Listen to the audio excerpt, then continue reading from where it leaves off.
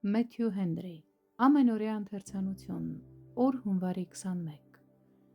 Թող ինձ համբուրե իր բերանի համբույրներովը, երկերկոց առաջին գլուխ երկրորդ խոսք։ Այս դրամատիկ պոեմում հարսնացուն նախ դիմում է Փեսային, ապա Երուսաղեմի դուստրերին։ Նա դիմում է Փեսային առանց նրա անունը կամ տիտղոսը հիշատակելով,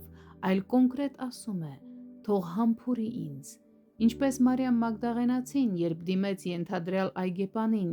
եթե դու տարել ես նրան, անդրադառնալով Քրիստոսին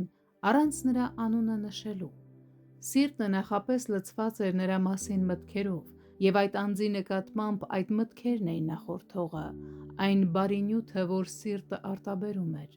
Նրանք, ովքեր իրենք լի են Քրիստոսով, մտածում են, թե մյուսներն էլ պետք է այդպիսին լինեն։ Հարսնացուն ցանկանում է և հաճույքով խորհում է Փեսայի բարեկամությունն ունենալու մասին։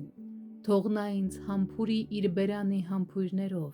այսինքն թող նա հաշտ լինի ինձ հետ և թող ես իմանամ, որ դա այդպես է, թող ես ունենամ նրա բարեհաճության նշանը։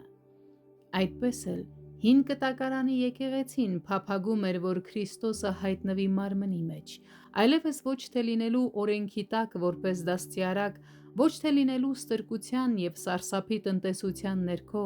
այլ ընդունելու աստվածային շնորհի հաղորդակցությունները ավետարանում,